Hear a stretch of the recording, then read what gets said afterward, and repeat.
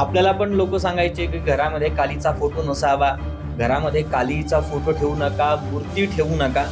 मग लोकांनी तिचा चुकीचा फायदा केला, त्यामुळे लोकांच्या मनामध्ये एक प्रकारचा भ्रम आला की नाही, कालीची साधना करायची नाही. आजकाल बरेच लोक दावे करत असतात की मला काली मातेने दिग्दर्शन दिलं, किंवा स्वप्नात आली, किंवा मी देवीच्या माध्यमातून मी काम करतो, किंवा बरेच असे चुकीचे प्रयोग पण होतात. कर्णपिशाचिनी ही जी काही विद्या आहे, पिशाच्य असं आहे, हे प्रेत असं आहे, प्रेत शक्ती अशी आहे की ती फक्त तुमची भूतकाळ सांगेल, तुम्ही घरामध्ये कुठे राहता, तुमच्या घरात कुठे काय ठेवलेलं आहे ही तेवढं सांगेल, ती भविष्य सांगू शकत नाही. कालीचा जो संबंध आहे बऱ्याच वेळेस काळ्या जादूशी पण लावतात लोक, किंवा स्मशानाशी लावतात. बरोबर. मग हे सगळं खरं काम कसं आहे? जे स्वतः अतृप्तेनं भटकताय त्यांना काही ना काहीतरी लालच द्यावं लागेल ना तुम्हाला. मांस आहे, मच्छी आहे, सगळ्या तामसिक पदार्थ, आणि मग जे त्यांना काम सांगितलेले आहे अशा प्रेत शक्ती मग आपल्या आयुष्यामध्ये धुडगूस घालते. मग लोक विक्षिप्तता जीवनामध्ये येते आणि काळी जादू तिथून सुरुवात होते.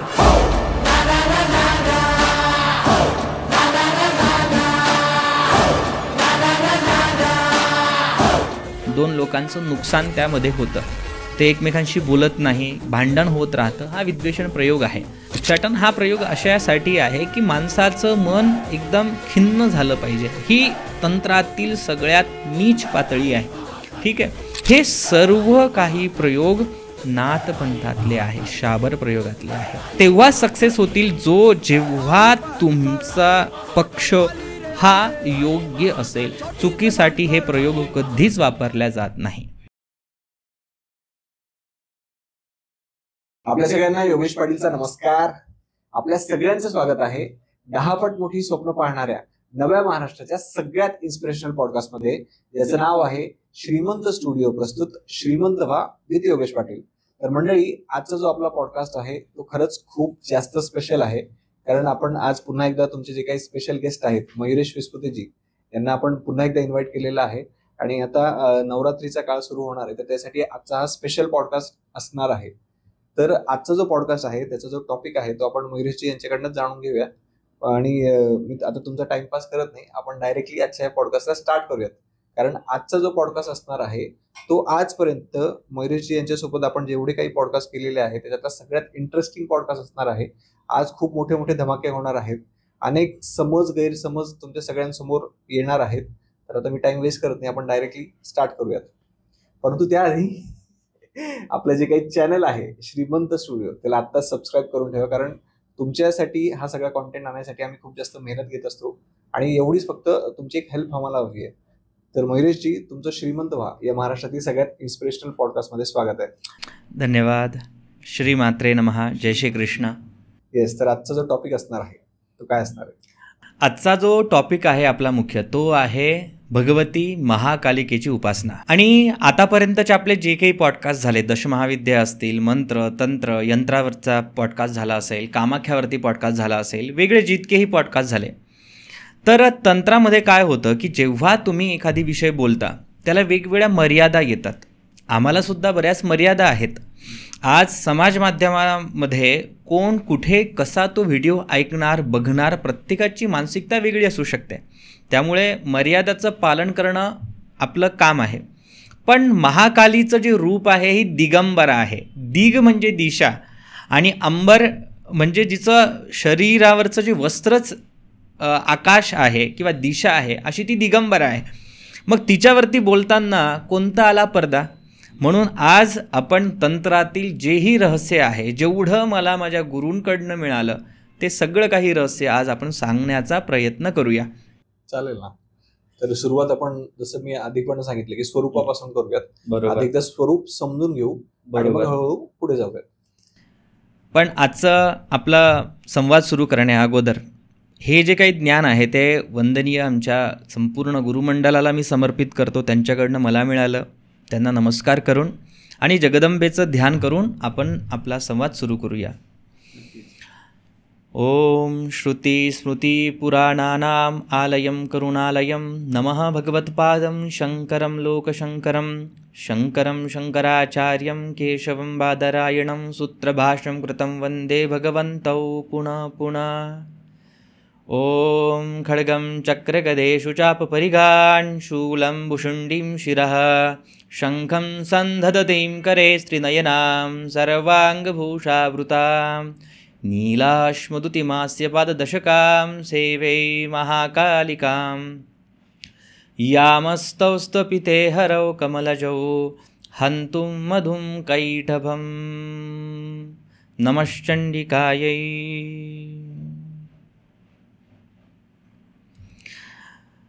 दशमहाविद्यापैकी भगवती दक्षिण कालिका तिला आद्या म्हटलं आहे. आणि आपल्या महाराष्ट्रामध्ये म्हणू द्यात किंवा सनातन हिंदू धर्मामध्ये कालीचं स्वरूप म्हटलं की अनेक लोकांना सगळ्यात अगोदर भय वाटतं. आपल्याला पण लोक सांगायचे की घरामध्ये कालीचा फोटो नसावा, घरामध्ये कालीचा फोटो ठेवू नका, मूर्ती ठेवू नका. तर बऱ्याच काही अंधश्रद्धा आहे. तर ह्या अंधश्रद्धा सगळ्यात अगोदर आपल्या बुद्धीमधून गेल्या पाहिजे. यासाठी आपण सगळ्यात अगोदर देवीचं स्वरूप समजून घेऊया. आपण जो आता ध्यान श्लोक घेतला हा दुर्गा सप्तशतीमधला पहिला अध्यायाचा ध्यान श्लोक आहे. तर सप्तशती ग्रंथ पौराणिक ग्रंथापैकी सर्वात तंत्रोक्त ग्रंथ मानला जातो. दुर्गा सप्तशतीमध्ये जे ध्यान दिलेलं आहे, जे स्वरूप सांगितलेलं आहे, त्याच्यावरती आज आपण चिंतन करू. सोबत देवीचं सर्व मान्य असलेलं रूप की ती म्हणजे शिव ती खाली झोपलेले आहेत आणि त्यावरती ती उभी आहे. तिचं संपूर्ण जे शरीर आहे तिला श्यामा म्हणलेलं आहे. श्याम वर्णा काळ्या रंगाची ती आहे आणि तिची जिव्हा बाहेर आहे. तर हे जे स्वरूप आहे हे शक्तीचा असा फॉर्म आहे. शिव म्हणजे काय आहे? पुरुष, प्रकृती, दोन शक्ती आहेत, बरोबर. तो पुरुष जिच्या शक्तीने जिथे पूर्णतः स्तंभित होतो किंबहुना पूर्ण निष्क्रिय होऊन जातो, पण त्या पुरुषावरती त्या विश्वाच्या ब्रह्मांडावरती एक शक्ती आहे. ती शक्तीच काम करते. हे शक्ती दाखवण्यासाठी त्या क्रियाशील शिवांवरती जगदंबा उभी असलेली दाखवली जाते. हा तात्विक अर्थ आहे. त्याची कथा आपल्याला माहिती आहे की देवीचा आवेश देवीकडून सहन नाही झाला. तो शांत करण्यासाठी भगवान शिव हे जमिनीवरती लेटले आणि त्यावरती देवीने पाय ठेवला आणि शिवांचं रूप बघताच तिने आपली जीभ बाहेर काढली. ठीक आहे, हे सर्व कथा सर्वांना माहिती आहे. पण योगशास्त्र म्हणतं, अनेक संतांचं मत आहे की देवीने जीभ यासाठी बाहेर काढली आहे की ते मौनचं कारक आहे. बघा, जेव्हा तुम्ही जीभ बाहेर काढता तेव्हा तुम्हाला बोलता येतं का? नाही बोलता येत. जर कधी तुम्हाला शक्ती केव्हाही मौनरित्या काम करते, ती क्रियात्मक आहे. जेव्हा तुम्हाला तिला समजायचं असेल तर तुम्हाला सगळ्यात अगोदर मौन व्हावं लागेल, अंतर्मुख व्हावं लागेल. जोपर्यंत तुम्ही अंतर्मुख होणार नाही तोपर्यंत तुम्हाला शक्तीचं सामर्थ्य कळणार नाही. म्हणून देवीची जिव्हा ती बाहेर दाखवलेली आहे. माणसाच्या बुद्धीमध्ये सर्वात जास्त जर कधी कोणता विचार क्षणोक्षण असतो तो म्हणजे भय. त्याला कसलं ना कसलं तरी भीती आहे. जीवन तुम्ही जर कधी गर्भसंस्कार आधी जे आपण बरेच मोठे मोठे दिग्गज आपल्याकडे आले, प्रत्येकाने गर्भसंस्कारावरती बोललं. तुम्ही होमिओपॅथी जे काही लोक असतात, जे डॉक्टर असतात, तेही सांगतात की भय हा असा विचार आहे की त्यातून माणसाच्या मनावरती बुद्धीवरती त्याचा खूप खोलवरती परिणाम होतो. म्हणजे भय ही प्रधान विचार आहे माणसाचा. मग देवीचं स्वरूप इतकं भयावह आहे की जो भयावह स्वरूपाला सुद्धा आयुरूपात समजू शकेल, त्याच्या पुढे कसलं आलं भय, त्याला कसली आली भीती. म्हणून हे स्वरूप समजवण्यासाठी तुम्हाला सगळ्यात अगोदर देवीचं जे काही ध्यान दिलेलं आहे ते तसं भयावह दाखवलेलं आहे. वरतून असं सांगितलं जातं की तंत्रशास्त्रातली पहिली जी शक्ती आहे ती मा जगदंबिका कालीच आहे. तंत्रशास्त्रातली अधिष्ठात्री, सगळ्या मंत्र यंत्र तंत्र सर्व शक्तीची, यक्षिणी भूत प्रेत किन्नर गंधर्व आदी सर्व शक्तींची जी सम्राज्ञी आहे ती आहे जगदंबा महाकाली. आणि जेव्हा तुम्ही त्या महाकालीला बघता, ते बघा, भूत प्रेत म्हटलं की प्रत्येकाला भीती वाटते, बरोबर. तर त्याच्यापेक्षा पण जी शक्ती उच्चतम आहे त्याच्यासाठी तिचं स्वरूप तसं दाखवलं गेलं आहे. मी नेहमी सांगतो की तंत्र हे खूप जास्त विचारपूर्वक केलेलं आहे. साधकाची पहिली सुरुवात काली याच्यासाठी आहे की नग्न स्त्रीला, भयावह स्त्रीला, तिला पण तशी तर ती कुरूप नाही आहे, पण जी भयावह तिचं स्वरूप आहे त्या भयावह नग्न स्त्रीला देखील मातृरूपात बघावं, हा विचार एकदा त्याच्या जीवनामध्ये रुजला की त्याच्यासाठी साधनाचे टप्पे हे अगदी सहज आणि सोपे होऊन जातात. यासाठी तिचं स्वरूप तसं दिलेलं आहे. देवीच्या गळ्यामध्ये मुंडमाला सांगितलेलं आहे. मुंडमाला धारिणी, हे जे मुंड आहे अहंकाराचं प्रतीक आहे. जोवर तुम्ही अहंकाराचा त्याग करत नाही तोपर्यंत तुम्हाला त्या शक्तीचा अनुभव येणार नाही. यासाठी देवीने आपल्या गळ्यामध्ये मुंडमाला धारण केलेली आहे.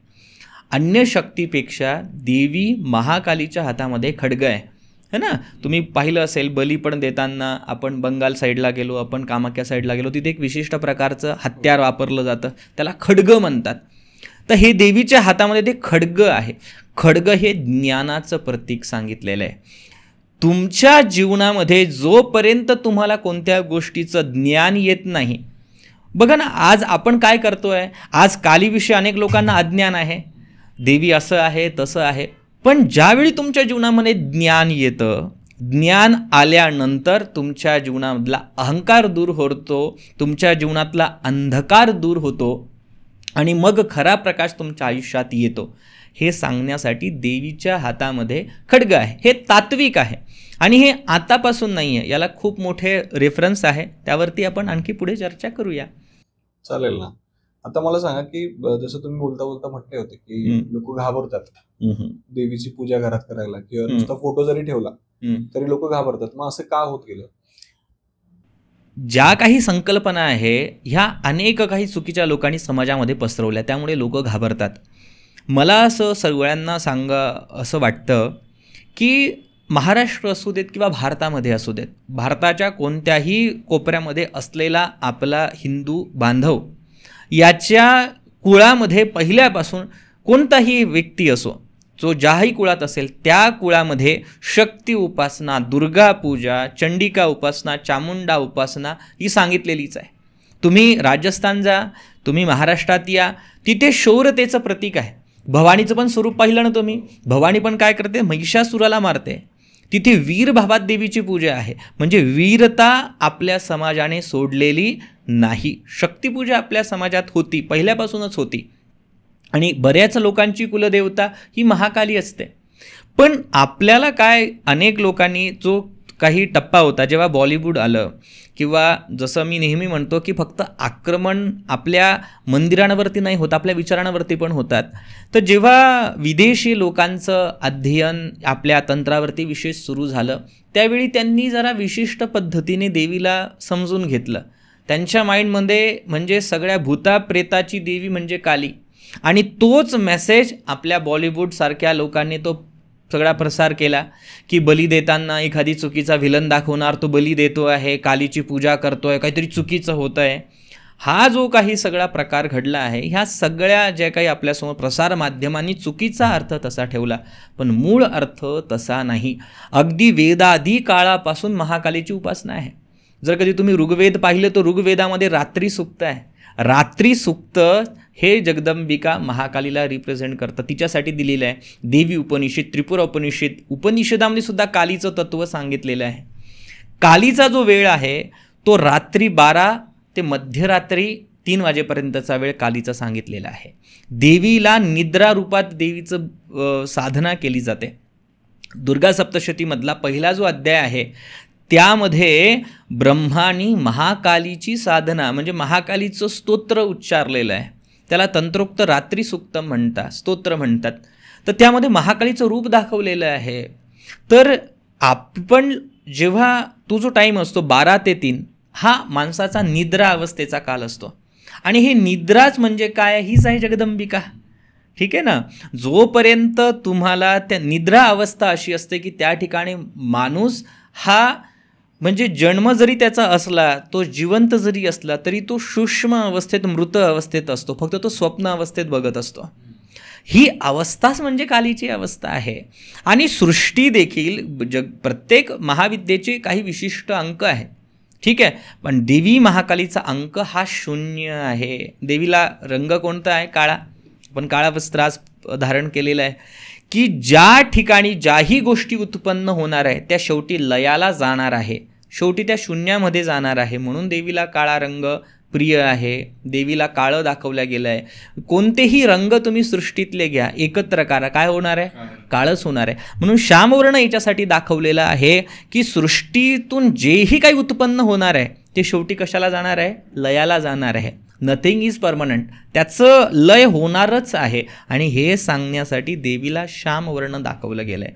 मग ते वेद असो, उपनिषद असो, आणि तंत्रशास्त्राची तर अधिष्ठात्री जगदंबिकाच आहे, कालीच आहे. तंत्रशास्त्रामध्ये 3 प्रधान कुल आहे, कालीकुल, श्रीकुल आणि दुर्गाकुल. दुर्गाकुल म्हणजे दुर्गादेवीची उपासनाची, दुर्गादेवीच्या अनेक रूपांची उपासना त्यामध्ये केली जाते. श्री म्हणजे ललिता त्रिपुर सुंदरीची साधना केली जाते. पण सर्वात जास्त जर कधी आपल्याकडे ग्रंथ असतील ते म्हणजे कालीकुलातले. मोठे मोठे जे कोणी संत झाले, मोठे मोठे तांत्रिक झाले, मोठे मोठे व्यक्ती झाले, महान व्यक्ती झाले, त्यांनी जगदंबेची उपासना केलेली आहे. म्हणजे कालीचा साधनेचा इतिहास हा काही आजचा नाही आहे, तो पुराणादी काळापूर्वीपासून सुद्धा होता. हा त्यामागचा मूळ अर्थ. जे काही सिनेमांनी जे काही चित्रीकरण आपल्या सगळ्यांसमोर मांडलं त्याच्यामुळे थोडंसं ते निगेटिव्ह गेलं. आणि बघा, मी काय म्हटलं, ती दिगंबरा आहे, ती शक्ती अशी आहे की प्रत्येक शक्ती, मी नेहमी म्हणतो की तो पॉवर हाऊस आहे शक्तीचा. तर समोरचा जो व्यक्ती त्या शक्तीचा वापर कसा करणार हे माहिती नाही ना. खड्गाने तुम्ही एखाद्याचा जीव पण वाचवू शकता, एखाद्याचा जीव पण घेऊ शकता, बरोबर आहे ना. ज्या सुरीने तुम्हाला दिसतंय, ज्या सुरीने भाजी कापल्या जातात त्या सुरीने एखाद्याची मुंडकं पण उडवल्या जातं. म्हणजे शक्तीचा त्या ठिकाणी जो भाव आहे तो तुम्ही कशासाठी वापरता आहे याच्यावरती सगळ्यात जास्त डिपेंड आहे. म्हणून लोकांनी तिचा चुकीचा वापर केला, चुकीच्या पद्धतीने केला. आणि याचं सगळ्यात जास्त निगेटिव्ह इम्पॅक्ट याच्यामुळे पडला, कारण की कालीचा मी नेहमी म्हटलं की कालीची उपासना, तिचं स्वरूप दिगंबरा याच्यासाठी आहे की तिला कोणतंच आवरण नाही आहे, कोणतीच मर्यादा नाही आहे, तिला कोणत्याही प्रकारची बाँड्री नाही आहे.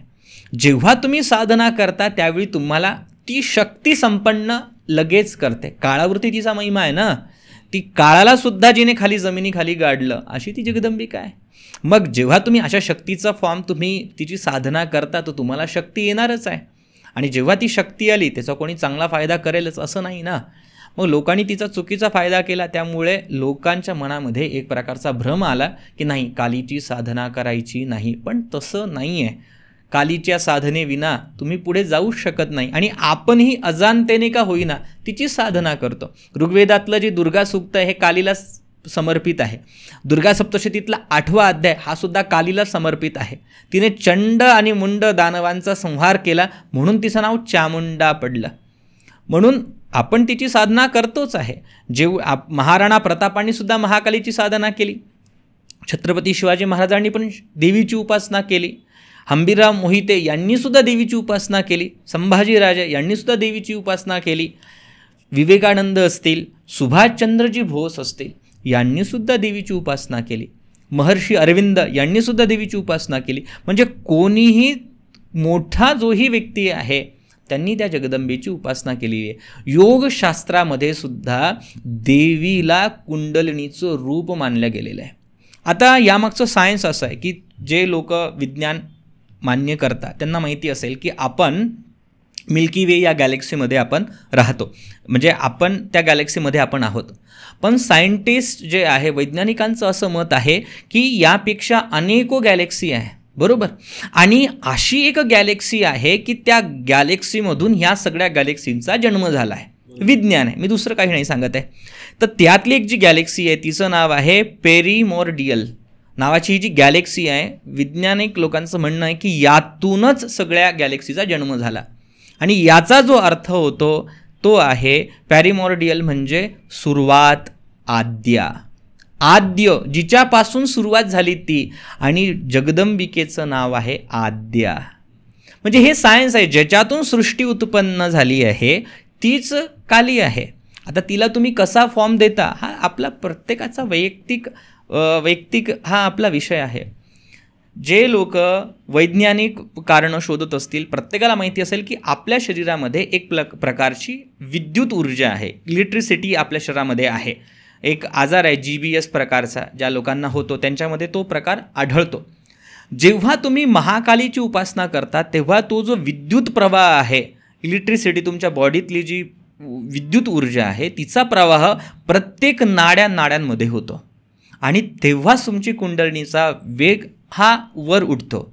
म्हणून योगशास्त्रामध्ये सुद्धा कालीला वज्र रूपात सांगितलं गेलेलं आहे. देवी अथर्वशीर्षमध्ये सुद्धा ज्या ठिकाणी काही बीज आहे हे कालीला सुद्धा रिप्रेझेंट करतात असं अनेक शास्त्रकारांचं मत आहे. हे त्यामागचं विज्ञान, हे त्यामागचं योगिक अर्थ. म्हणून लोकांनी मूळ अर्थ न समजून घेता तिचा चुकीचा अर्थ जास्त पकडला आणि देवीला सगळ्यात जास्त लोकांनी साईडला केला. आता मध्ये तुम्ही बोलता बोलता स्वामी विवेकानंदांबद्दल बोलतो, त्यांचे जे गुरु होते ते रामकृष्ण परमहंस, श्री रामकृष्ण परमहंस. तर त्यांच्याबद्दल थोडंसं सांगा ना की त्यांचं आणि कालिकेचं नातं कसं होतं? खूप जवळचं नातं होतं. जेव्हा त्यांच्या गुरूंनी त्यांना उपदेश दिला काली मंत्राचा, त्या अगोदरही त्यांना काली प्रत्यक्ष होती. ठीक आहे. आणि अशी मान्यता होती, जर कधी तुम्ही दक्षिणेश्वर जर कधी गेलात, खूप सुंदर मंदिर आहे, तर दक्षिणेश्वरमध्ये देवी त्यांच्याशी नित्य बोलायची. म्हणजे देवी तादात्म्य होतं. देवीला ते आपल्या हाताने जेवू घालायचे आणि त्यांच्याविषयी तर खूप जास्त कथा प्रसिद्ध आहे. स्वामी विवेकानंदांनी जेव्हा त्यांच्या पुढे गेले तेव्हा त्यांनी सांगितलं की मला तुम्ही उपदेश द्या, मला तुम्ही ज्ञान द्या. पण रामकृष्ण परमहंसांनी थोडंसं त्यांच्याकडे दुर्लक्ष केलं आणि ज्यावेळी त्यांनी खूप जास्त हट्ट केला त्यावेळी त्यांनी त्यांच्या छातीवरती जोरात पायाचा प्रहार केला आणि जसा त्यांच्या छातीवरती पायाचा प्रहार झाला त्याच वेळी स्वामी विवेकानंदांची कुंडलिनीही जागृत झाली. मुंबईजवळ स्वामी नित्यानंद महाराजांचं मंदिर आहे, त्यांचं तिथे आश्रम आहे. तर श्रीयम नावाचे एक योगी आहे, त्यांच्या कानाखाली सुद्धा नित्यानंद महाराजांनी एक त्यांच्या कानाखाली मारली होती आणि जसा त्यांनी ती चापट त्यांच्या कानाखाली पडली तशी त्यांची कुंडलिनी ॲक्टिव्ह झाली. म्हणजे योगशास्त्रामध्ये असे अनेक उदाहरणं आहेत, पण मूळ ही जी ऊर्जा आहे ती कालीचीच आहे. जर कधी तुम्ही मध्य प्रदेशमध्ये राजपिपला म्हणून एक गाव आहे, राजपिपला जे गाव आहे त्याच्या ठिकाणी नर्मदा देवीचा तो पूर्ण प्रवाह आहे. त्या ठिकाणी कुबेरेश्वर महादेवाचं मंदिर आहे. तो कुबेरेश्वर महादेव मंदिराच्या जवळच सुरुवातीला एक गुफा आहे. त्या ठिकाणी महर्षी अरविंदन यांनी महाकालीची साधना केलेली आहे 12 वर्ष त्या गुहेमध्ये राहून, आणि त्यावेळी त्यांना काली मातेने दर्शन दिलं आहे. ज्यावेळी त्या ठिकाणी मी त्या गुहेमध्ये गेलो तर ती गुहा सगळ्यांसाठी ओपन नाही आहे. तिथे छोटासा काली विग्रह आहे आणि तो विग्रहामध्ये इतकी प्रचंड ऊर्जा आहे. काली विग्रह म्हणजे काली मातेची मूर्ती तिथे ठेवलेली आहे. मूर्तीला आम्ही विग्रह म्हणतो. तर काली मूर्ती जी काही आहे ती इतकी प्रचंड पॉवरफुल आहे की व्यक्ती क्षणामध्ये ध्यानस्थ होतं. म्हणजे जे काही श्रेष्ठ महंत होते प्रत्येकाने काली उपासना केलेली आहे.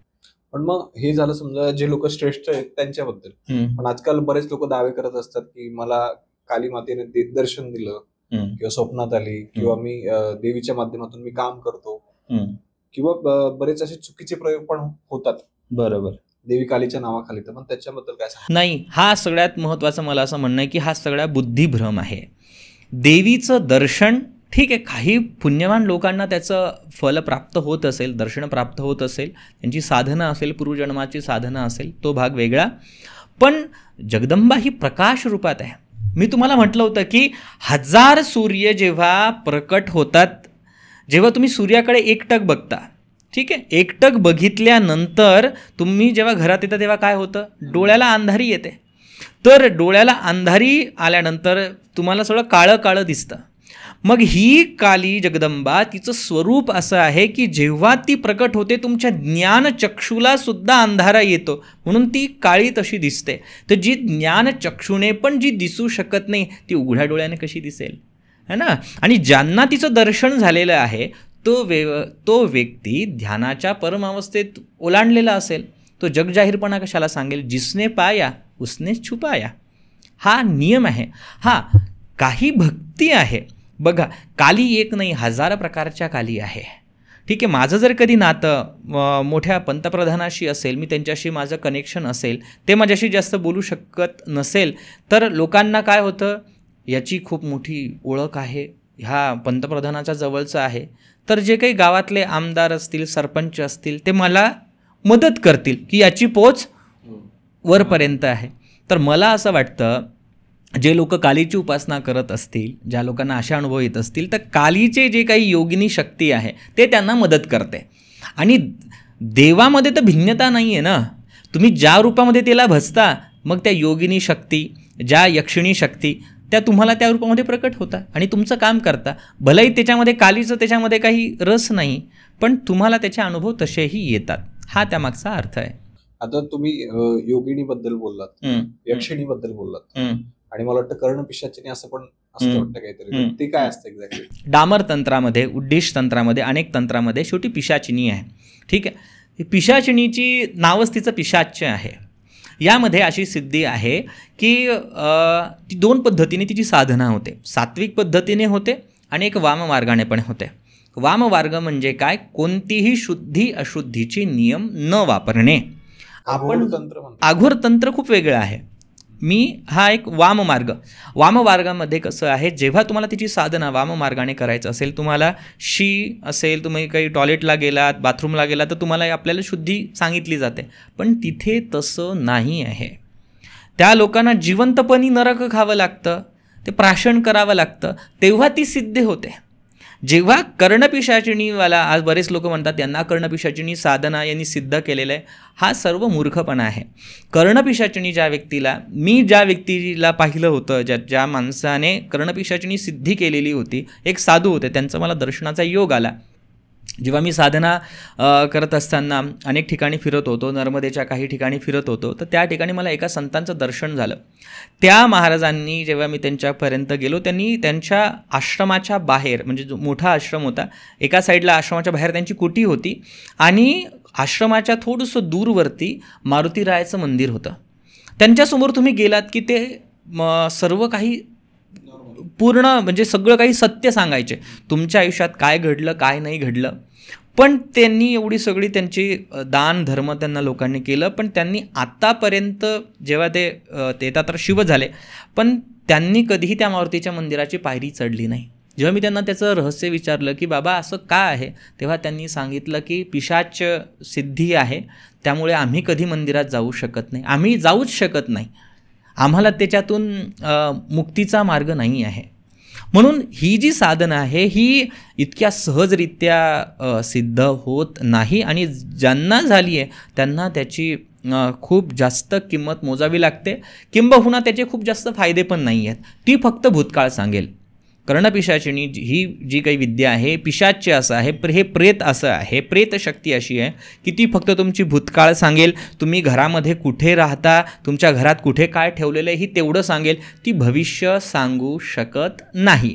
ते फक्त वर्तमान सांगेल आणि भूतकाळ सांगेल, आणि एक प्रकारचं ते कुतूहल निर्माण करेल माणसाला. यासाठी ह्या सिद्धी आहे, त्याचा खूप काही फायदा. आणि जो चांगला साधक आहे तो ह्या मार्गात जात नाही, आणि ते सर्वसामान्यांसाठी नाही सुद्धा आहे. तुम्ही ज्याला भजता त्याचं रूप तुम्हाला प्राप्त होतं.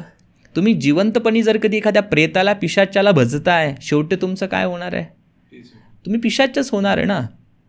म्हणून ह्या साधनेच्या फंद्यामध्ये आपण पडलं नाही पाहिजे. आता आपण याआधी बरेच पॉडकास्ट केलेत, पण आजचा जो पॉडकास्ट आहे आपण आधीच सांगितलं की थोडंसं डिटेलमध्ये असणार आहे, थोडा मोठा असेल पॉडकास्ट, तर तयारीत राहा. पण आज बऱ्याच गोष्टींचा आपण खुलासा मयूरजींकडनं करून घेणार आहोत.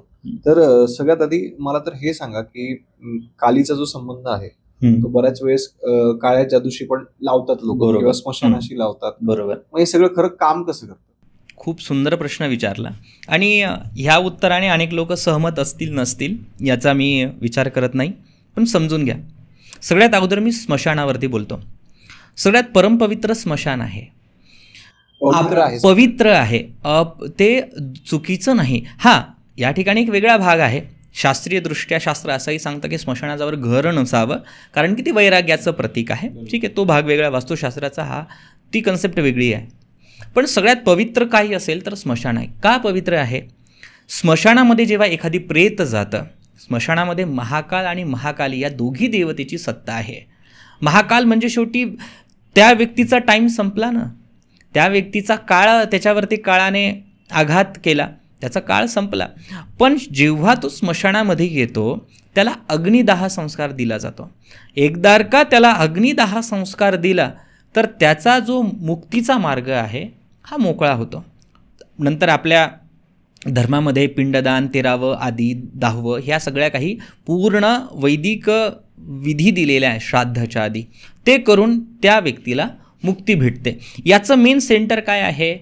स्वर्ग आणि जो काही नर्क या दोघांमधला मेन दुवा काय आहे? स्मशान आहे. आणि स्मशान हे पवित्रच आहे, तिथे महाकालाची सत्ता आहे. त्यामुळे महाकालीशी आणि महाकालाशी जेव्हा संबंध येतो तेव्हा स्मशानाचा उल्लेख केला जातो. ठीक आहे. आता हा झाला एक पार्ट. दुसरं, काळी जादू का होते? काळी जादू काही देवाकडून येते का? काळी जादूसाठी देव प्रेरित करतो का? तसं नाही आहे. कोणतीच दैवशक्ती, बरेच लोक आज आपण बघता की कोणाचं वाईट करायचं असेल ह्या गणपतीची उपासना करा, त्या गणपतीचं करा, ह्या देवीचं करा. कोणतीही दैवशक्ती तुमचं वाईट करत नाही, ती तशी काम करत नाही. आपल्या धर्मामध्ये जशी अग्निदाह संस्कार दिलेला आहे, अन्य धर्मामध्ये तो विधी दिला गेलेला नाही आहे. ज्या ज्या ठिकाणी ज्या लोकांना कब्रिस्तानमध्ये गाडलं जातं, ज्या लोकांना जमीनमध्ये गाडलं जातं, त्याचा मुक्तीचा मार्ग काय आहे? आपल्या धर्मामध्ये तरी पिंडदान आधी दिलेलं आहे. त्या माणसाचा मुक्तीचा मार्ग काय?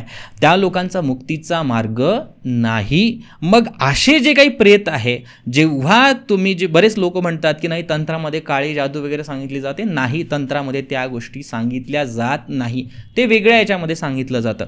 आणि हे ज्या लोकांचं पिंडदान, जे लोक ॲक्सिडेंटमध्ये गेलेले आहे, ज्यांचं श्राद्ध कर्म आधी झालेलं नाही आहे, ज्यांना अग्निदाह दिले नाही, हे प्रेत शक्तीच त्या लोकांचं काम करतं.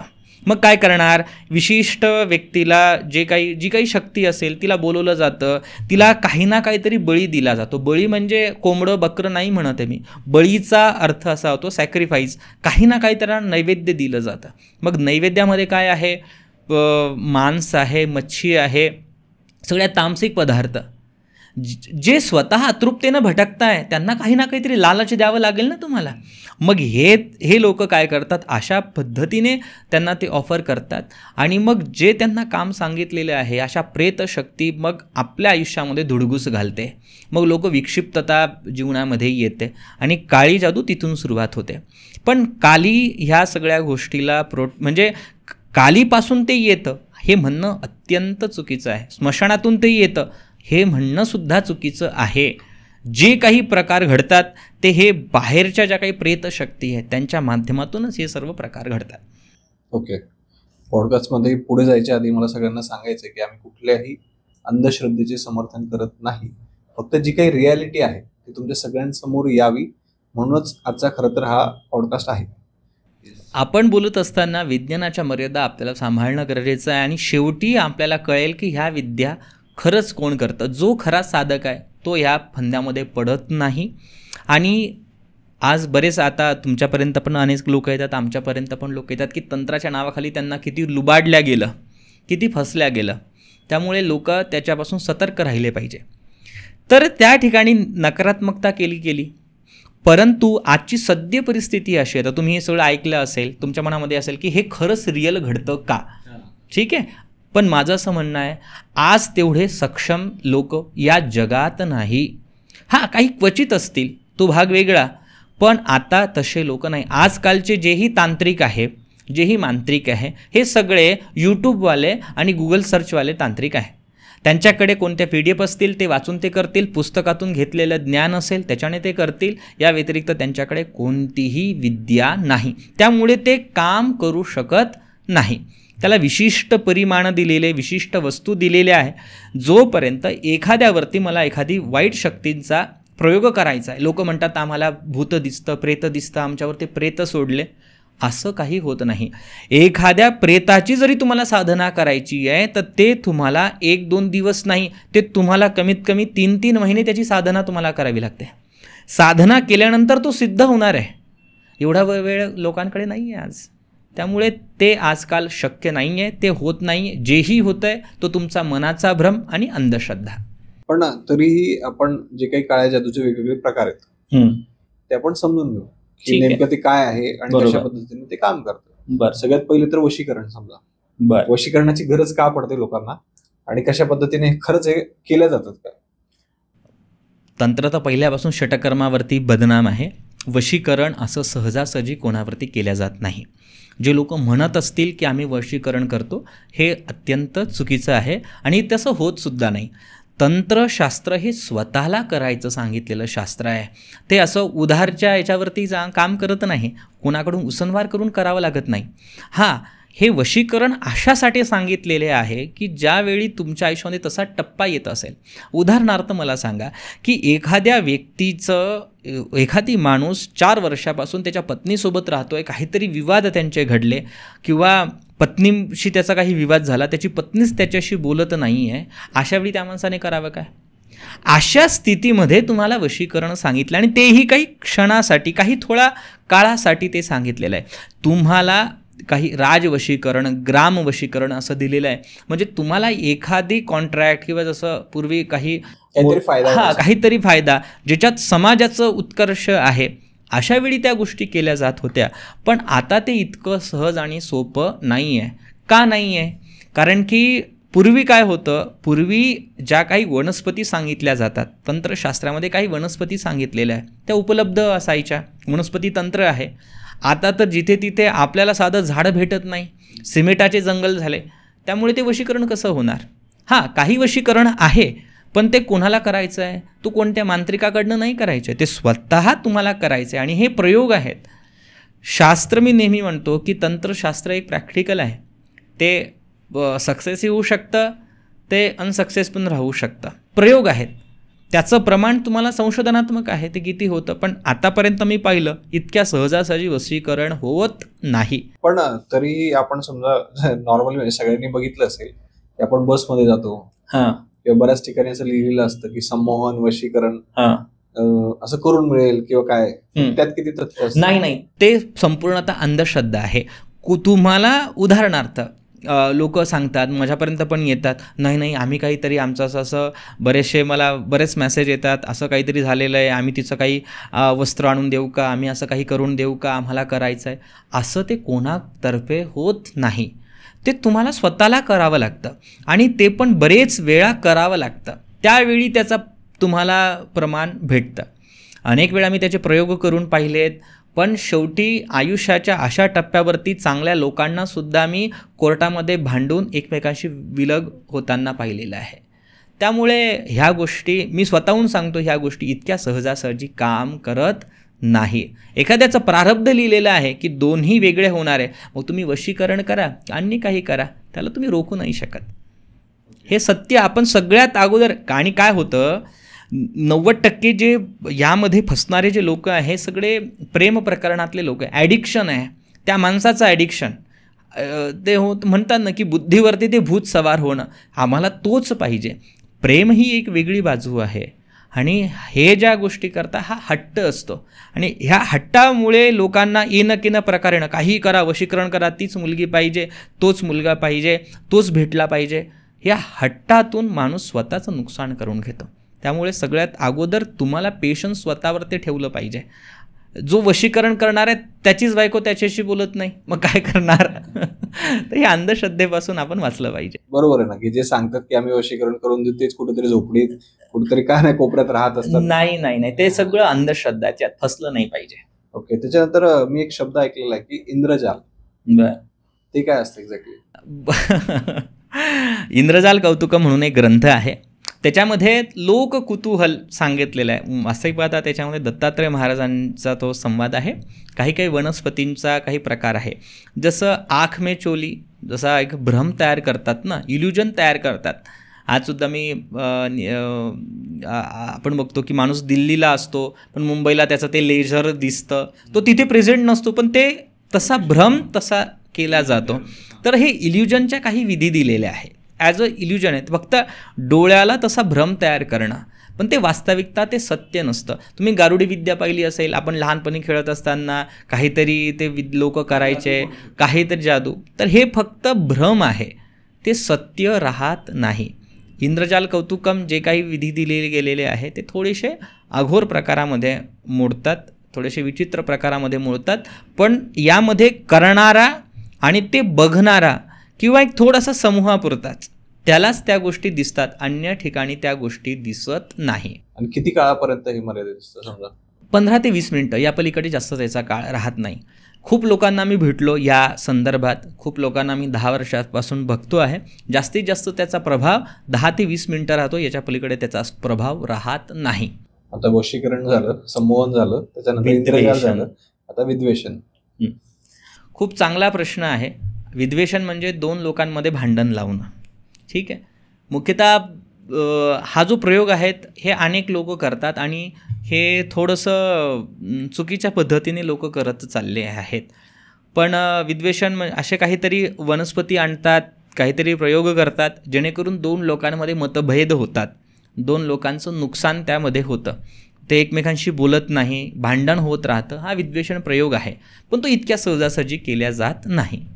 पण मग मला एक सांगा की आपण पाहतो सोशल मीडियावरती असेल किंवा काय की असे काही डोंगर आहेत किंवा अशा काही जागा आहेत की जिथं असं दुसऱ्याचं काहीतरी वाईट व्हायसाठी लोकांनी बऱ्याच गोष्टी करून ठेवलेल्या आहेत. त्याच्याबद्दल तुमचं काय मत आहे? मी म्हटलं ना, ह्या सगळ्या ज्या गोष्टी आहेत ह्या आपल्या मूळ ग्रंथामध्ये नाही आहेत. जेव्हा जसं आक्रमण आपल्यावरती झालं, सगळे इस्लामिक लोक आलेत, इस्लाममध्ये पण बऱ्याच गोष्टी मंत्रतंत्र त्यांच्यामध्ये असतात, त्याचा प्रभाव आपल्यावरती लोकांवरती आला. वरतून फॉरेन कंट्रीजमध्ये मॅजिक स्मेल म्हणून असतात.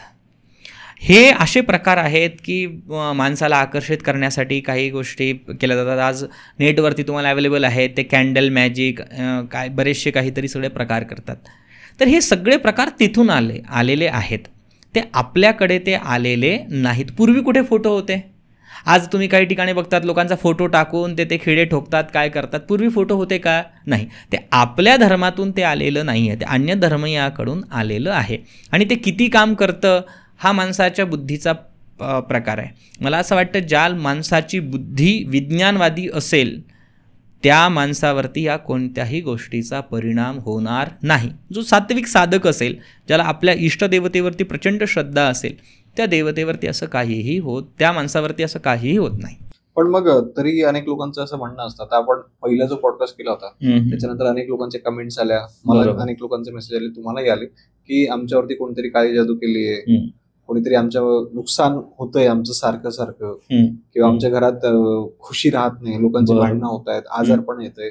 हे सगळं कशामुळे होतं? मी अगोदर सांगितलं ना की ज्या अतृप्त आत्मा असतात, ज्यांना कोणते पिंडदान श्राद्धादी केलेले नाहीये, त्याच आत्मा त्यांच्या जीवनामध्ये धुडगूस घालतात.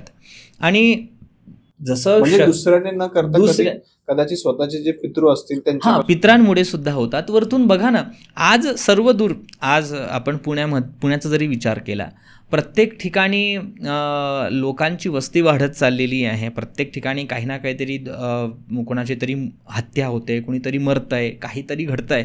तर ह्या सगळ्या पॅरानॉर्मल ॲक्टिव्हिटीज तुम्हाला त्या लोकांच्या लाईफमध्ये दिसतात. आणि याचं प्रमाण फॉरेन कंट्रीजमध्ये खूप जास्त आहे.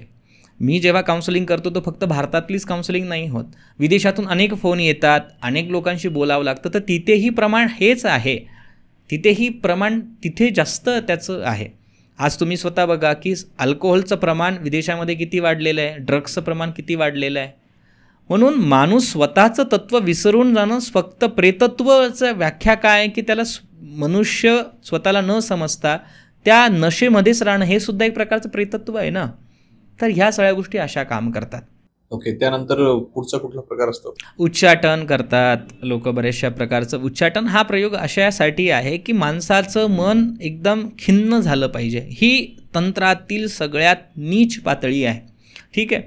मी असं कोणाचं करताना मी कधीही पाहिलेलं नाही ना, मी कधी त्याचं समर्थन करेल. हां, पण असे काही उदाहरणं समोर आलेत की त्यामुळे थोडंसं विचार करायला सुद्धा मला भाग पडलं. नाही की काही ठिकाणी असे प्रकार मी पाहिलेले आहेत. मध्यंतरी एक प्रकार असा घडला की एक खूप नावाजलेली व्यक्ती आहे, त्या व्यक्तींच्या घरामध्ये तो प्रसंग असा घडला की काहीतरी व्यवहार त्यांचा चुकला. व्यवहार चुकल्यानंतर त्या 2 ज्यांच्याशी त्यांनी व्यवहार केला होता त्यांच्याशी काहीतरी वाद झाले.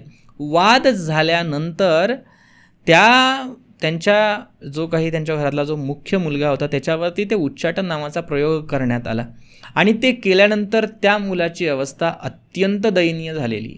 तो सदैव ॲडिक्टेड राहणार, आईवडिलांना मनस्ताप करणार किंवा अवस्था खूप जास्त दयनीय झाली आहे की तुम्ही त्याचा रागाचा पारा तुम्ही बघूसुद्धा शकत नाही. हे असे प्रमाण जेव्हा समोर आल्यानंतर मग असं वाटतं की काय खरं आणि काय खोटं. मी नक्कीच या गोष्टीचं समर्थन करणार नाही, त्याला ग्रहदशा पण तशी आहे, त्याला तसेही कारणं असतात, मी त्याला नाकार देत नाही. पण हां, समाजात अशा नीच पातळीचे लोक आजही आहेत आणि चांगलं करण्यासाठी खूप वेळ लागतो. एखाद्याचं तुम्हाला चांगलं करायचं असेल ना तर खूप वेळ लागतो, पण एखाद्याचं तुम्ही वाईट करायचं असेल ना अगदी क्षणात होतं. का होतं? कारण की तिथे नकारात्मकता समाजामध्ये जास्त वाढली ना. आज आपण चांगलं ज्ञान सांगितलं, लोक त्या गोष्टी नाही बघणार, पण ज्या नकारात्मक आहे त्या गोष्टी बघणार. का? लोकांच्या बुद्धीवरतीच त्याचा पगडा जास्त आहे. त्यामुळे आणि लोकांच्या मनामध्ये तेच येतं की तुम्ही एकीकडे म्हणता की तंत्रामध्ये ह्या सगळ्या गोष्टी आहेत, मग दिले तर का दिलेले आहेत, करावे का नाही करायचे. मला असं वाटतं की याचा एक विशिष्ट क्रायटेरिया ठरलेला आहे. जर कधी माझ्यापर्यंत अशा काही केसेस येतात की मिसेस सांगते किंवा पत्नी सांगते की आमचे जे मिस्टर होते ते चुकीच्या बाईच्या नादी लागले, ते ऐकतच नाही आहे. अशावेळी काय करावं? अशावेळी त्या बाईने कुठे जावं? अशाकडे तुमची कोणतं विज्ञान आहे, कोणतं काउन्सिलिंग आहे की तुम्ही त्या माणसाला सांगणार? अनेक जेव्हा आम्ही रिलेशनशिप जेव्हा बघत असतो तेव्हाच अगदी 3-3 वर्षाचे लेकरं घेऊन मायमाऊली आमच्यापर्यंत येतात आणि सांगतात की आमच्या मिस्टरांनी आम्हाला सोडून दिलं, एका विशिष्ट बाईच्या नादी लागले. मग अशावेळी तुम्ही संसार वाचवण्यासाठी तुम्ही काय कराल? असं कोणतं विज्ञान तुमच्याकडे, अशी कोणती गोळी आहे? त्यावेळी तंत्र तुम्हाला मदत करतं.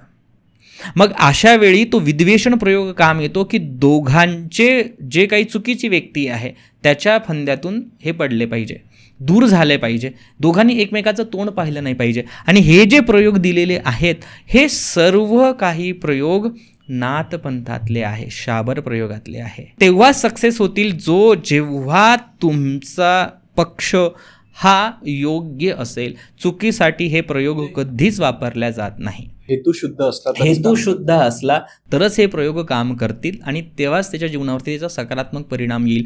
अनेक लोक येतात, सांगतात आमचा मुलगा व्यसनाधीन झालेला आहे, ह्या विशिष्ट मुलाच्या नादी लागलेला आहे, विशिष्ट मुलीच्या नादी लागलेला आहे.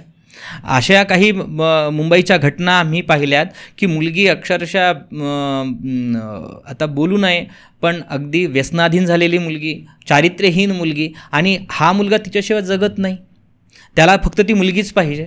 आणि जेव्हा ती विचित्र चारित्र्यहीनता करते तेव्हा त्याला त्रास होतो. अशी केस पण मी पाहिली की त्या मुलाने स्वतःच्या शरीरावरती अनेक घाव करून घेतले, आज त्याची ट्रीटमेंट चालू आहे. हे का?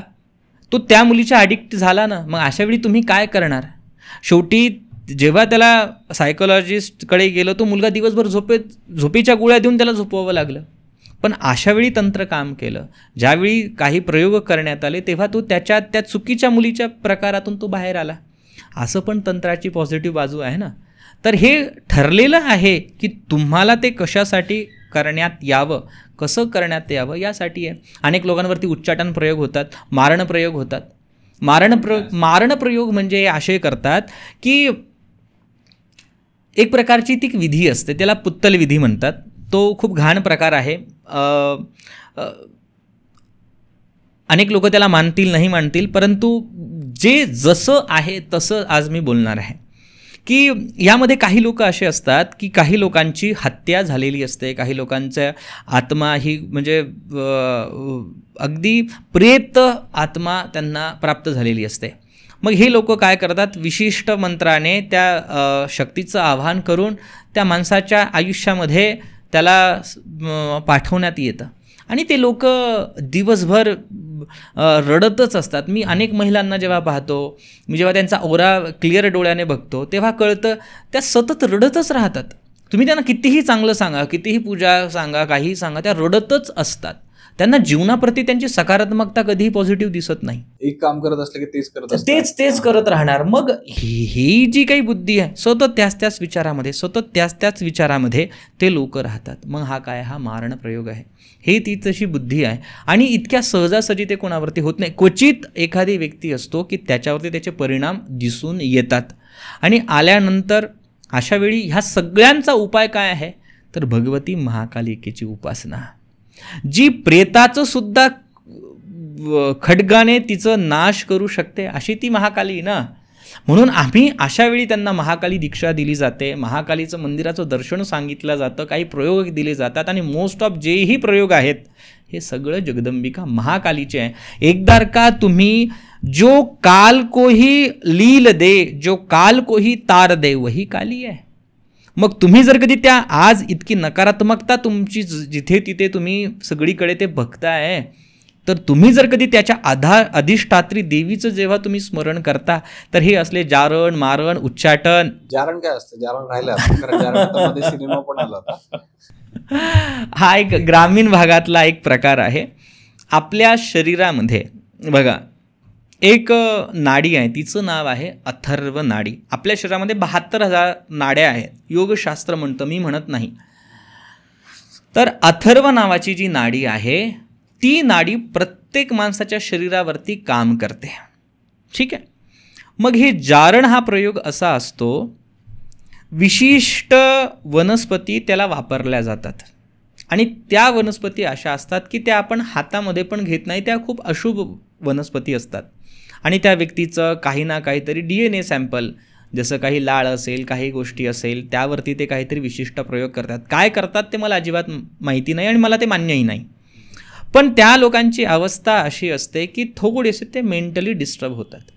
जेव्हा तुम्ही त्यांची ग्रहदशा बघतात, अष्टमात चंद्र शनी, अष्टमात चंद्र राहू, ऑलरेडी ते मानसिक पीडाच त्यांची झालेली असते आणि ही मानसिक पीडा त्यांना कुठे ना कुठेतरी त्यांच्या बुद्धीवरती ह्या सगळ्या गोष्टीचा इम्पॅक्ट जाणून बुजून करतो. राहू शेवटी भ्रम आहे.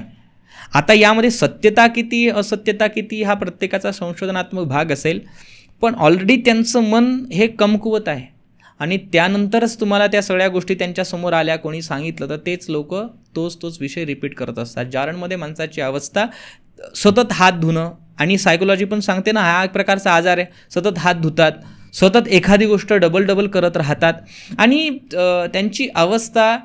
माझ्यासमोर एक केस अशी आली होती की त्या मावशी खूप चांगल्या पद्धतीने बोलायच्या, बोलताना अचानकच काय त्यांना व्हायचं, अचानकच त्या वेगळ्या आवाजात बोलायला लागल्या. मला कळलं नाही की हे असं हा प्रकार काय. मी कधीच त्यांना म्हणजे कोणत्या ठिकाणी आपण ह्या गोष्टी मी कधी पाळत नाही, पण तेव्हा मी प्रत्यक्षात पाहिलं. नंतर मग मी माझी पूजा सुरू केली. पूजा सुरू केल्यानंतर अचानक त्या उर्दूमध्ये बोलायला लागून गेल्या. तर हा प्रकार मला समजण्याच्या पलीकडे होता की हा काय आहे. तर वैज्ञानिकही त्याला दृष्टिकोन आहे, मानसिकता त्यांची खूप विक्षिप्त झाली होती. पण असे प्रकार जारणमध्ये केले जातात. पण ह्या सगळ्या प्रकारातून बाहेर पडण्यासाठी सगळ्यात अगोदर मी नेहमी म्हणतो की तुम्ही विज्ञानवादी असणं गरजेचं आहे.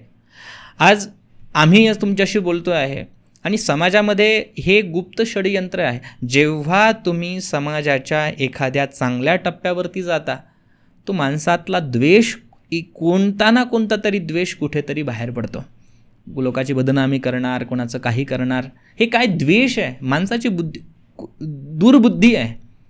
मग अशा वेळी हे असे प्रयोगाचा ते आधार घेतात. पण समोरचा व्यक्ती जर कधी सक्षम असेल, साधण्याचं बल त्याच्याकडे असेल, महाकालीची कृपा त्याच्यावरती असेल, तर मला नाही वाटत की त्याच्यावरती असे कसले जारण मारणचे प्रकार काही घडतील. पण मग समजा आता काही लोकांचं म्हणणं आहे की आमच्यावरती घडले असं आपण समजूया, कारण आधी आपल्याला बरेच मेसेजेस आले आहेत. म्हणजे कुठलाही प्रकार असू द्या, म्हणजे ब्लॅक मॅजिकचा कुठलाही प्रकार असू द्या, तर अशा लोकांनी तुम्ही तर ऑलरेडी सांगितलंय, समजा काही उपाय सांगितलेले आहेत, ते पण आणि ऍक्च्युअल मध्ये काय करता येईल. सगळ्यात अगोदर मी सांगेल की त्यांनी साधना सुरू करावी. महाकालीच्या मंदिरात जाऊन त्यांनी सगळ्यात अगोदर दर्शन घ्यावं. काही लोकांना त्र्यंबकेश्वर, आता गाणगापूर, आपण तर ते सांगितलं, काही लोकांना ते पटतं, काही लोकांना पटत नाही. मी सरळ सांगेल की त्या लोकांनी सगळ्यात अगोदर महाकालीचं दर्शन घ्यावं. दर्शन महाराष्ट्रात कुठे घेता येईल? महाकालीचं मंदिर मोस्ट ऑफ सगळ्या गावामध्ये महाकालीची मूर्ती असते. दर शनिवारी आणि अमावस्येला महाकालीचं दर्शन घ्यावं. 27 किंवा 9 किंवा 11 किंवा 18 अशा संख्येमध्ये लिंबूची माळ तुम्ही भगवती महाकालीला अर्पण करावी. तिचं दर्शन घेणं सुरू करावं. महाकालीचे जे काही स्तोत्र असतील, महाकाली सगळ्यात पॉवरफुल जर कधी कोणतं स्तोत्र आहे महाकालीचं. आता बघा, हा गुरुगम्य विषय आहे, पण लोक आम्हाला लगेच बोलतात की तुम्ही सगळं काही सांगितलं, साधना काही दिली नाही. आजकालच्या लोकांची मानसिकता त्या 2 मिनिटच्या मॅगीसारखी झालेली आहे. हां ऑप्शन काही दिलेलं नाही, मॅगीसारखं झालेलं आहे. म्हणजे त्यांना ऑनलाईन सगळंच पाहिजे, म्हणजे पोट भरत नाही पण भरल्यासारखं वाटतं. तसं मला असं म्हणणं की तंत्र हा विषय गुरुगम्य आहे, पण तरी पण तुम्हाला करायची असेल तर स्वतःच्या याच्याने सामर्थ्याने ते तुम्ही करू शकता. महाकाली सहस्त्रनाम स्तोत्राचा पाठ करणं अत्यंत शुभ आहे. पण त्याचा जर समजा गुरु विना केलं तर त्याचे काही दुष्परिणाम? दुष्परिणाम तर नाही आहे, त्याचे दुष्परिणाम भेटत नाही. पण कसं असतं, जेव्हा तुम्ही मध्यंतरी आपला ते रील खूप जास्त व्हायरल झाली होती की तेव्हा तुम्ही पूजा पाठ करता तेव्हा ते उलटं होतं. काही लोकांना म्हटलं की आम्ही पूजा करतो, तुम्ही असं खोटं बोलताय, पण ते तसं नाही आहे. बघा, मी गुरुगम्य हा विषय का म्हणतो आहे, ह्या ज्या काही प्रकार घडतात ह्या प्रकाराला आपल्या अथर्ववेदामध्ये कृत्या सांगितलेलं आहे. काय सांगितलेलं आहे? कृत्या सांगितलेलं आहे. कृत्याचे अनेक प्रकार आहे. कृत्या म्हणजे एक अशी देवी आहे, अशी शक्ती आहे की ती फक्त समोरच्याचं नुकसानच करणार आहे. लोक म्हणतात की आम्ही सगळं देव धर्म पूजा पाठ करतो तरी आमचं उलटं काय होतं आहे, देव वाचवत नाही का? नाही, त्या मंत्राची शक्ती ती आहे, तिला चांगलं वाईट कळत नाही. कृत्या म्हणजे जी करून करते ती मोकळी होते आणि त्या कृत्याचा प्रयोगाचंच अपभ्रंश होऊन करणी झालेलं आहे. मग ह्या कृत्यामध्ये एक प्रकार आहे, त्याला म्हणतात प्रतिकर्ती कृत्या. म्हणजे जो कोणी व्यक्ती ह्या कृत्या प्रयोगाचं निवारण करेल त्याच्यावरती ती विरुद्ध पद्धतीने काम करेल. है ना, असतं ना एक, जसं ते बूमरँग असतं ना, ते बाहेर जसं तुम्ही जितक्या जोराने फेकता तितक्याच त्या जोराने परतही येतं. अशी ही कृत्या आपल्या तंत्रशास्त्रामध्ये सांगितल्या गेलेली आहे. आणि जेव्हा तुम्ही मग असे तिचे क्लिन्झिंगचे असे जे प्रयोग तुम्ही सुरू करतात, मग तुम्हाला त्याचा प्रभाव थोडासा नकारात्मक येतो. ठीक आहे, मग तुम्हाला असं वाटतं की आम्ही तर चांगल्यासाठी केलो, ते उलटं काय झालं? ते उलटं नाही, ते चांगलं होते. जेवढी नकारात्मकता आहे ती बाहेर येते आहे. मग अशा वेळी जो कोणी योग्य गुरु असतो तो तुम्हाला समजावून सांगतो की बाबा रे, हे जे काही तू साधना करतोय त्याला पर्यायी वेगळी आहे. जर कधी तुम्ही ॲजिंथ्रोमायसिन घेत आहे, डॉक्टरांकडे जाऊन तुम्ही घेत असाल तर डॉक्टर तुम्हाला सांगेल की तुम्ही अगोदर पेंटाप्रोझॉल घ्या, तुमचं पित्त वाढणार नाही. म्हणजे ती गोळी काय होईल? बॅलन्स होईल, न्यूट्रल होईल. तसंच साधनेच्या बाबतीत पण आहे. साधना तुम्ही घेत असाल तर साधना करत असताना तुमच्या याच्यामध्ये काय बदल घडता आहे हे तुम्हाला गुरु सांगतात आणि त्यानंतर तुम्हाला पुढची साधना ही करणं गरजेची असते. आता हे सगळं तर तुम्ही सांगितलेलं आहे, पण मला थोडंसं प्रॅक्टिकल वेनी आन्सर पाहिजे की समजा ज्या लोकांना या सगळ्या करणीचा किंवा निगेटिव्ह एनर्जीचा त्रास होतो त्यांनी याच्यातून बाहेर कसं पडावं. समजा आता तुम्ही म्हणताय की साधना केली पाहिजे, पण साधना काही एका दिवसाचा विषय नाही, त्यात पण टाइम लागतो. असं काहीतरी क्विक काहीतरी होईल का? म्हणजे काहीतरी म्हणतो ना की, म्हणजे क्विक का म्हणतोय मी, कारण थोडंसं त्यांना रिलीफ मिळेल, आराम मिळेल, असं काही आपल्याला प्रॅक्टिकली सांगता येईल का? ठीक आहे, नवरात्रामध्ये मी चांगला प्रयोग तुम्हाला सांगतो की चांदीच्या पत्र्यावरती किंवा चांदीचं कोणत्याही सोनाराकडे जाऊन तुम्ही छोट्याशा याच्यावरती तावीजवरती किंवा तुकड्यावरती महाकालीचं बीज लिहून घ्या. ते बीज आहे क्रीम. ठीक आहे, आपण ते शो करूया. ते बीज त्यावरती अधोरेखित करून घ्या, लिहून घ्या त्या सोनाराकडनं आणि ते तुम्ही गळ्यामध्ये धारण करा. जो व्यक्ती काली बीज गळ्यामध्ये धारण करतो, जो मी तुम्हाला बीज सांगितलं आहे, जो धारण करतो, दंडावरती धारण करतो, कंठामध्ये धारण करतो, त्या व्यक्तीला अशा गोष्टीचा प्रभाव त्याच्यावरती होत नाही. पण ते केव्हा? नवरात्रामध्येच. नवरात्रामध्ये ते तुम्ही आदल्या दिवशी जो काही घटस्थापना त्याच्या आदल्या दिवशी तुम्ही सोनाराकडनं ते बनवून 9 दिवस त्याच्यावरती पूजन करा आणि विजयादशमीच्या दिवशी ते गळ्यामध्ये धारण करा. ते तुम्ही तुमच्या पद्धतीने डिझाईन करू शकता. हे जर कधी तुम्ही गळ्यामध्ये धारण केलं तर असे नकारात्मक प्रभाव ज्याच्यामध्ये आहे तो प्रभाव त्याच्यातून तुमचा ॲटोमॅटिकला बरोबर निघून जातो. वेगवेगळे प्रयोग आहेत. वशीकरणासाठी काही गोष्टी असतात, कोणाचं काही असतं. बऱ्याच लोकांना असं वाटतं की आमच्यावरती वशीकरण झालेलं आहे, तर आता त्याचे काही गोष्टी खाण्यातून दिलेल्या असतात लोकांना वशीकरणासाठी. तर प्रत्येकाकडे 3 मुखी रुद्राक्ष कुठेही तुम्हाला अवेलेबल होतो. 3 मुखी रुद्राक्ष. तर 48 दिवस 3 मुखी रुद्राक्ष आपल्या चंदनाच्या त्या साण्यावरती उघळून त्याचं चाटण तुम्ही मधासोबत घ्यावं. ठीक आहे, थोडंसं काही दिवस तुम्हाला त्याचा त्रास होईल, पण त्याची तुमच्या पोटात ते गेलेलं आहे ना, त्यामुळे त्याचा जो काही प्रभाव तुम्हाला वाटत असेल की माझ्यावरती वशीकरण केलं आहे, काहीतरी खाण्यातून दिलेलं आहे, काहीतरी केलेलं आहे, तुम्ही हा प्रयोग करून बघा, तुम्हाला ते रिलीफ मिळेल. पण तुमच्या बुद्धीमध्येच जरी कधी ते फिट झालेले की मला ते केलेलंच आहे, लोक आम्हाला तेही सांगतात, संमिश्र भावना येतात की लोक सांगतात की आम्ही त्र्यंबकला गेलो, आम्हाला खूप त्याचा अनुभव आलेत.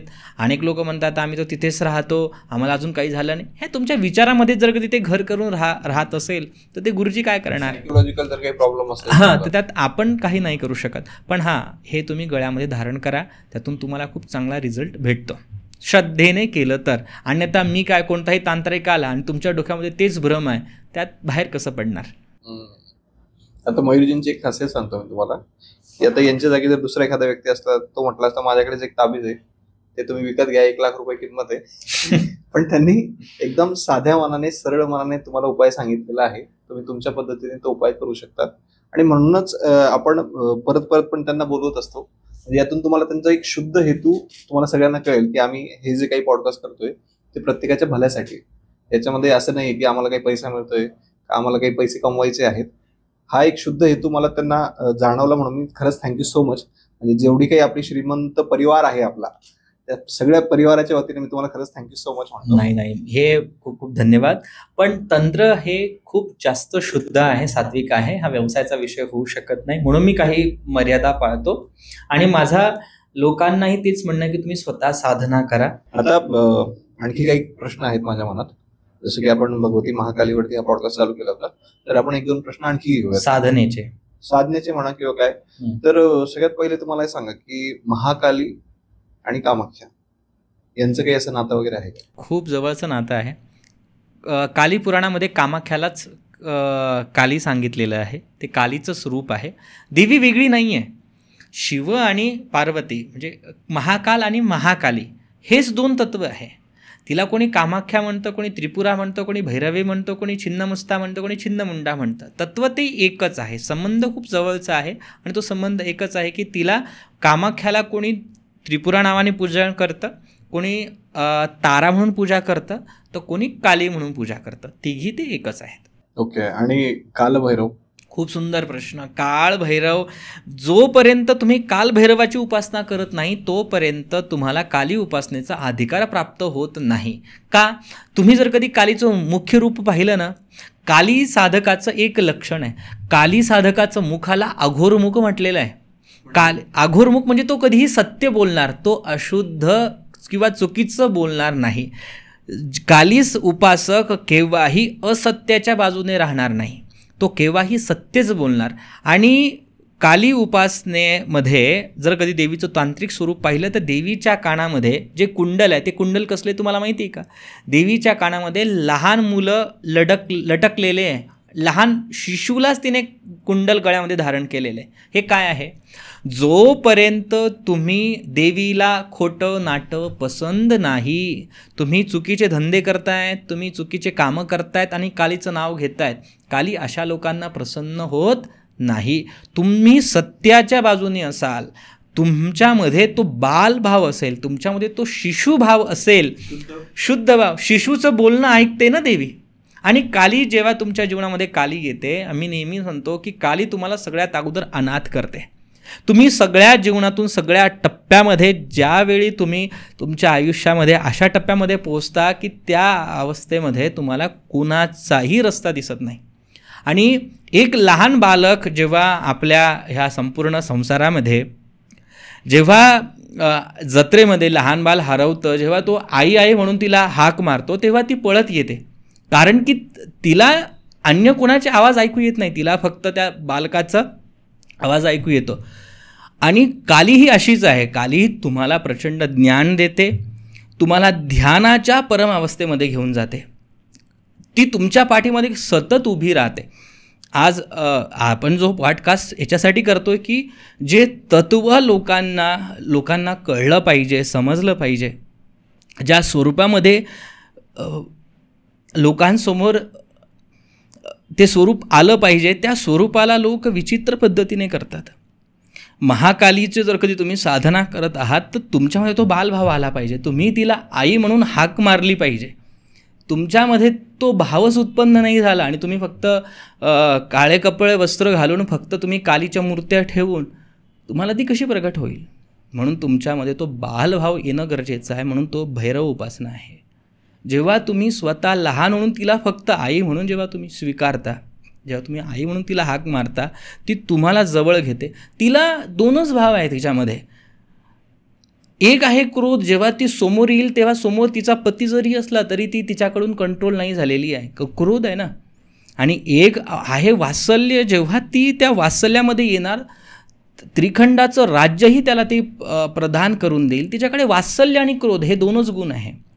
क्रोध कोणासाठी आहे? त्या शत्रूंसाठी, जो भक्तासाठी जो त्रास देतो आहे. तिने हातामध्ये खड्ग घेतलेलं आहे, पण दुसरा हात अभयसुद्धा दिलेला आहे की मी तुझ्या आयुष्यामध्ये येणारे जे संकट आहे मी काटत राहणार, पण तुझ्यासोबत मी आहे, तू एकटा नाही आहेस. हे ज्ञान देणारी ती काली आहे. काल काय आहे? माझ्यासोबत सदैव ती जगदंबा आहे, जो क्षणभरही त्या देवी तत्वापासून विभक्त नाही, तोच खरा भक्त. मग हा भाव त्या बालकाच्या मनामध्ये सगळ्यात अगोदर असतो. म्हणून तिने त्या बालकालाच कानामध्ये धारण केलेलं आहे. म्हणून तुम्ही जर कधी काली उपासक असाल, तुम्हाला काली साधना करायची असेल, मोठमोठ्या मूर्त्या लावून मोठमोठे शृंगार करून कालीची उपासना नाही होणार. कालीची उपासना करण्यासाठी तुम्हाला बालभाव पाहिजे आणि तिथूनच तुमची साधना सुरू होते.